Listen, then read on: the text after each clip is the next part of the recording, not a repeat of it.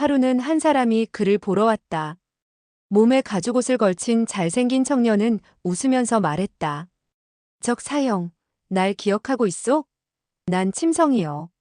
3년이란 세월 동안 그의 신체는 무척 많이 자랐으며 저구는 알아보지 못할 뻔했다. 저구는 가슴을 두근거리며 사매의 소식을 듣고 싶어 했다. 내 사매는? 침성은 철장으로 광주리를 던져주고 웃으면서 말했다. 이건 만사형의 형수님이 보내준 거다. 오늘은 그녀와 만사형이 혼인하는 좋은 날이지. 그녀가 너에게 닭고기를 갖다 주래. 정말 깊은 우정이지. 저구는 몸을 돌려 두 손으로 철장을 잡고는 화를 내며 말했다. 미친 소리 하지 마. 내 사매가 어떻게 그 녀석에게 시집을 가? 침성이 웃으면서 말했다. 내 사부님은 너의 사부에게 칼을 맞고 다행히 죽지는 않았어. 지금은 완쾌돼서 지난 일은 따지지 않겠대. 내 사매는 3년 동안 만사형의 집에서 살고 있다가 정이 들었어. 내년에는 귀여운 아이를 낳게 될 거야. 그는 나이를 먹어서인지 입에서 말이 술술 잘 나왔다. 저구는 귀가 윙윙거렸다. 내 사부님은? 침성이 웃으면서 말하는 것 같았다. 그걸 어떻게 알아? 사람을 죽였으니 멀리 도망갔겠지? 아마 못 돌아올걸. 침성은 웃으면서 다시 말했다. 형수님께서 그러는데 옥에서 걱정하지 말고 잘 있으래. 삼남사녀를 낳고 자네 보러 올지도 모른다고. 저구는 큰 소리로 외쳤다. 미친 소리.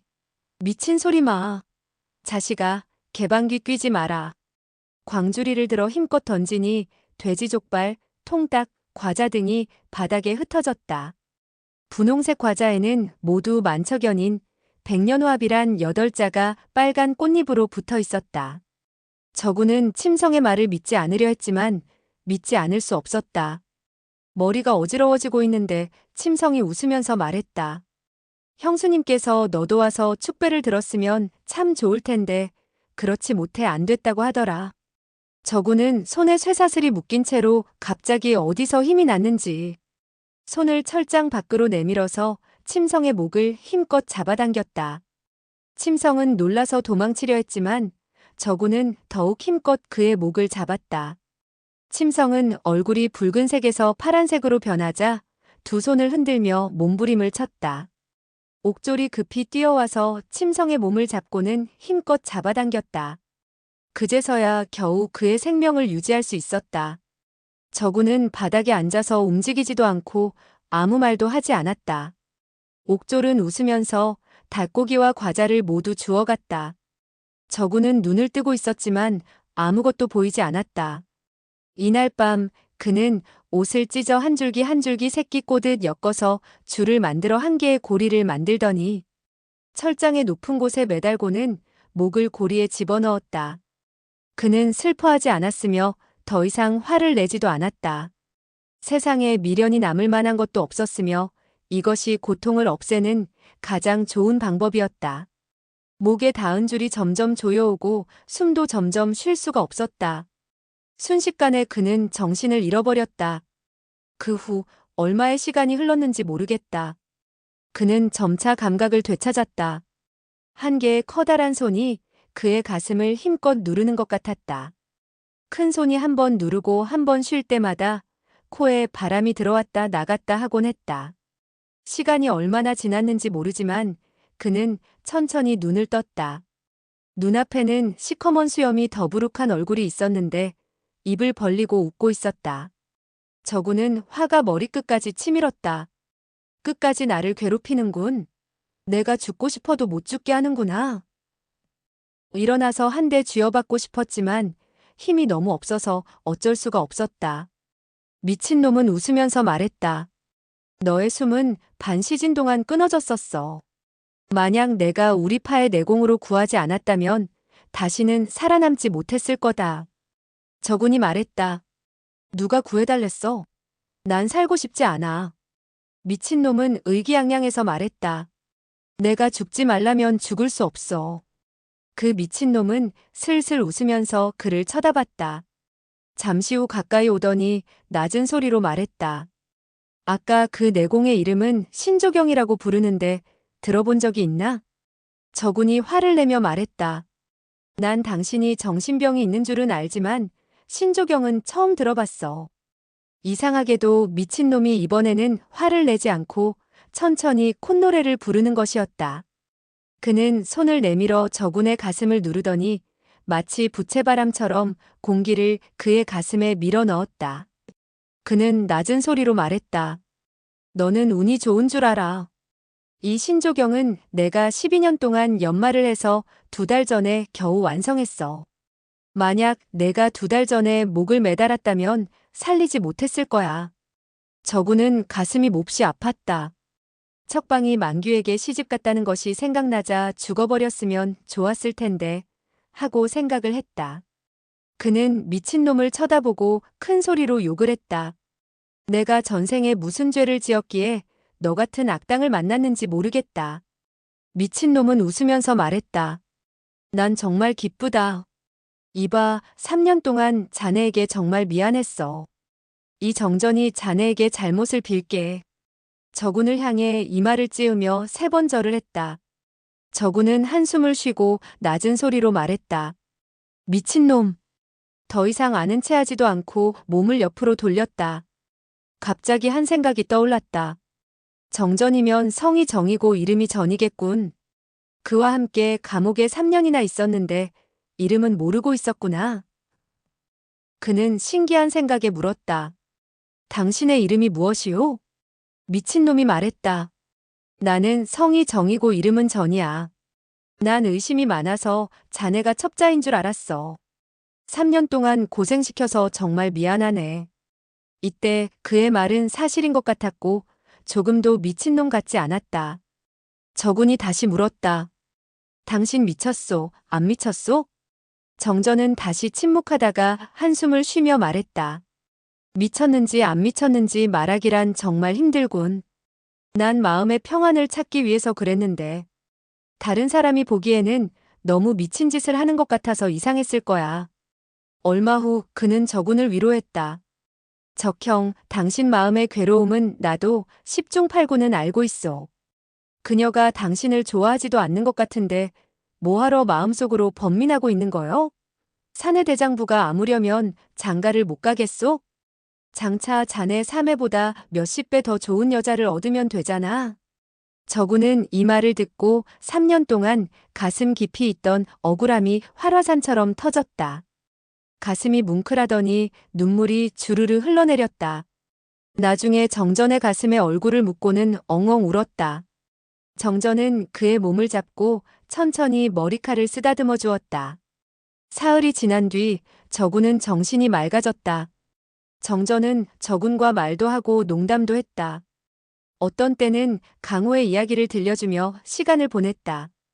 하지만 옥졸이 밥을 가져올 때면 정전은 옛날처럼 저군에게 큰 소리로 욕을 했으며 마치 미친 사람처럼 행동했다.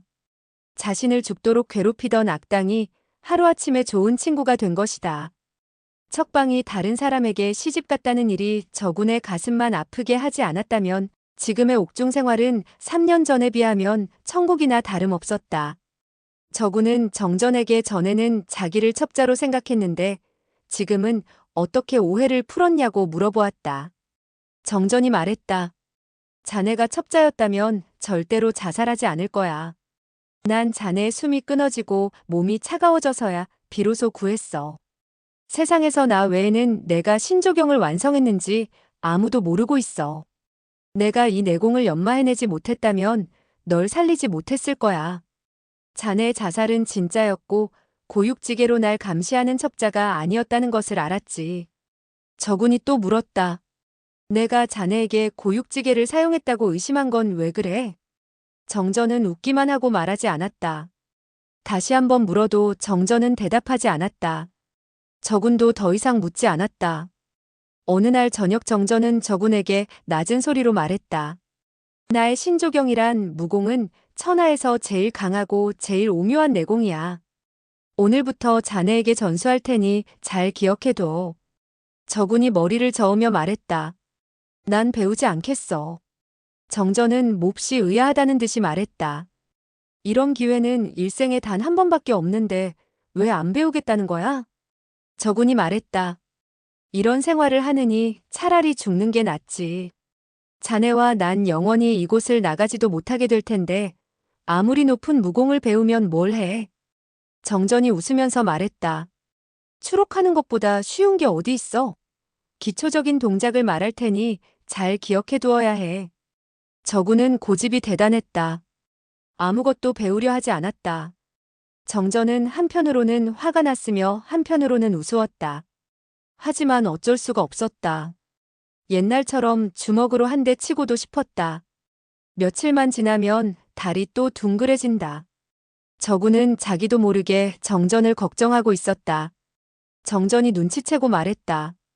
적형, 난 매월 어쩔 수 없이 심한 고통을 받아야 돼. 내가 고문과 구타를 당하고 돌아와서 자네에게 화풀이를 하거든 절대로 나와 친한 척하면 안 돼. 그렇지 않으면 자네와 나에게 아주 불행한 일이 일어날 거야. 저군이 물었다.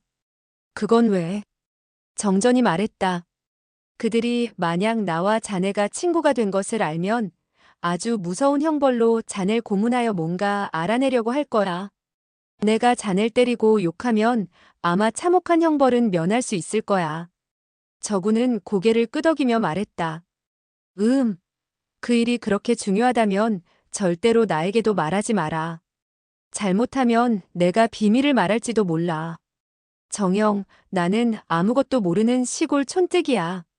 만약 내가 잘못한 일이 있더라도 용서해주게. 정전이 말했다. 그들이 자네와 날 한 방에 가두기에 처음에는 자네가 그들이 보낸 첩자인 줄 알았어. 일부러 나와 친한 척하면서 비밀을 알아내려고 하는 줄 알았지. 그래서 자네를 폭행하고 괴롭혔지. 지금은 자네가 그들의 첩자가 아닌 게 확실해졌지만 서너 년 동안이나 한 방에 가두어 놓은 게 아직도 그들이 자네를 첩자로 이용하려는 게 틀림없어. 그들은 자네와 내가 친해지길 바라고 있어. 내가 비밀을 자네에게 말하면 그들은 틀림없이 혹독한 고문으로 비밀을 알아내려고 할 거야. 그들은 나를 상대하는 것은 어렵지만 자네 같은 청년을 상대하기는 쉽다는 것을 알고 있지. 자넨 지연의 죄인인데 지부의 감옥에 수감한 것을 보면 알 수 있어. 15일 저녁 칼을 든 4명의 옥졸이 정전을 데리고 나갔다. 저군은 초조한 심정으로 그가 돌아오기를 기다리고 있었다. 깊은 밤이 되자 정전은 전과 마찬가지로 얼굴에 온통 상처를 입고 온몸에 붉은 피를 흘리며 감옥으로 끌려 들어왔다. 4명의 옥졸이 돌아가자 정전은 부은 얼굴을 하고 낮은 목소리로 말했다. 적형, 오늘은 정말 재수가 없는 날이야. 아주 중요한 시기에 원수가 날 알아봤어. 저군이 말했다. 뭐라고? 정전이 말했다. 매월 15일 관가에서 날 데려가 고문과 구타를 하는 것은 원래 행사야. 오늘 누가 지부를 암살하려고 했어. 그의 생명이 위험하자 내가 도와줬지. 단지 손에 쇠사슬이 묶여 있어서 4명의 자객 중에 3명만 죽었고 한 놈이 달아나고 말았어. 그게 화가 될 줄은 나도 몰랐어. 저군은 들을수록 이상해서 물었다. 지부에서 왜 자네를 그렇게 혹독하게 고문하는 거야? 지부가 그렇게 포악해서 그를 암살하려는데. 왜 지부를 구해줬어? 도망간 자객은 누구야? 정전은 고개를 저으면서 말했다.